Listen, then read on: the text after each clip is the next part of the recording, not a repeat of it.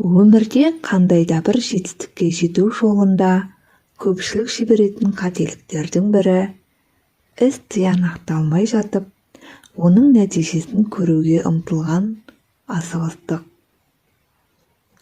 Мысалы, көктемде еккен егіннің жемісін күз болмай жатып, жаздың ортасында көргісі келген адам тәрізді болады.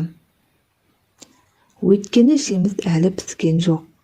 Сол сияқты күн жылынбай ерте көктемде бақша егіп тастасаң да солай болады. Жемісті үсік шалып, еңбегің зая кетеді. Астында жанып тұрған от қуаты мен қазан ішіндегі судың көлемі бірдей. Бірақ екі қазанның бірі кеш, бірі тез қайнайды. Бұның себебі неге деген сұраққа жұмбақты естіген боларсыздар. Жауабы да қарапайым. Қашан қайнар екен деп, ыдыстың қақпағын қайта-қайта аша берген адамның суы кеш қайнайды. Өмірде де дәл солай. Нәтижеге асығу, қиыншылықтан жалтару, кездескен кедергіде табандылық таныта алмау жеңімпаздың сипаты емес. Істі бастап алып, қиыншылыққа шыдас бермей, басқа бір оңай дүние іздеп кеткен талай адам бар. Ондай адамдар қандай жұмысты бастаса да оңай олжа, бірден елеулі нәтиже күтеді. Жолда кездескен бөгеттермен күреспестен жеңіл жол іздегендіктен әр істің басын бір шалып, берекесіз өмір сүреді екен. Әрбір саланың өзіне тән қиыншылығы, ұңғыл-шыңғылы, қалтарыс-бұлтарысы болады. Соның бәрін меңгеріп, үйреніп болғанша талай қиыншылықты бастан кешіресіз. Уақыт өте келе бәрі жеңілдейді. Тіпті қиыншылықтың ләззаты болады. Кез келген жетістік жеңіл жолмен келмейді. Олай болғанда жетістіктің қадірі болмас еді.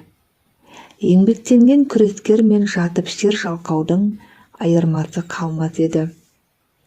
Қайсы бір ұлы тұлғаның өмірін қарасаңыз, оның күрескер, еңбекқор, қайтпайтын табандылығына куә боласыз.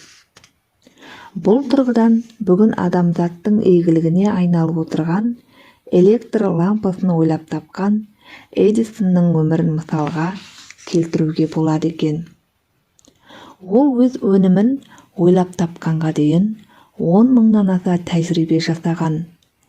Зертханасы өртеніп кетіп, бәрін түгелдей жаңадан бастаған кездері де болған. Соңында адамзатты рахатқа бөлеген бүгінгі электр шамы дүниеге келді.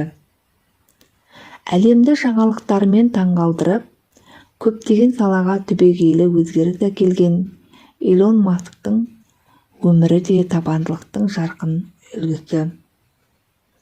Ол зымыран жасап, ғарышқа ұшырған алғашқы жеке кәсіпкер. Масктың жасаған зымырандары әрі арзан, әрі шағын, әрі тиімді болды. Ол бар капиталын шамамен $200 миллион ғарышқа жүк тасымалдайтын зымыранды жасап шығаруға жұмсады. Ұзақ жыл әріптестерімен бірге ұйқы-күлкі көрмей сынақ алаңында жүрді. Жасаған зымыраны техникалық ақау салдарынан 3 мәрте ғарышқа жетпей, ауада жарылып кетті. Бір жағынан қаржы рәсуалығы, екіншіден досқа күлкі, дұшпанға таба болды. Осының бәріне мойымаған ол 4-ші зымыранын сәтті ұшырып, ғарышқа шығарды. Бірақ бизнесті әрі қарай жалғастыруға компаниясында қаржы қалмады. Дәл осы сәтте NASA оған $1,5 миллиард тапсырыс береді. Сөйтіп Илон Масктың жаңа дәуірі басталды. Рақат пен жайлылық бар жерде тыныштық табылатыны рас. Бірақ бір орында тұра берген судың қандай күйде болатыны мен ағын судың барар жері қандай екенін жақсы білеміз. Бұл ғаламда жайлы өмірден жалыққандар мен алысып жүріп арманына жеткендер бар. Әрине, таңдау әркімнің өз қолында. Біз қызыға қарап жүрген ұлы тұлғалар аспаннан салбырап түсе қалған жоқ. Жақсылыққа ұмтылу, мақсатқа деген адалдық, жетістік жолындағы табандылық оларды шыңға шығарды. Кейде шарасыз күйге тап болатынымыз бар. Бірақ барлық есіктер жабылып, тығырыққа тірелу басқаша жол іздеп, жаңа бақыт табуға мүмкіндік екенін ұмытпа. Әрбір сәтсіздік бізге берілген жаңа күш, жаңа мүмкіндік. Ендеше тәуекелден қорықпа. Нық шешім қабылда, жүрегіңді тыңда, өзіңе сен. Өзіңді алып шығар ақылың мен еңбегің екі жақтап. Ұмтылған сәтте қанатыңды серпіп, көкке көтеріле алмай қалсаң, қолыңды бір сілтеп, кері шегінбе. Табандылық танып, қарекетті тастама. Аз аялда да қайта серпіл. Қыран құс бір күнде биікте қалықтап ұшқан жоқ. Қанатың талса, бағытыңды өзгерт, бірақ мақсатыңнан ауытқыма. Қай жолмен жүрсең де мақсатың алдыңда күтіп тұрғанын ұмытпа. Бұны табандылық дейді.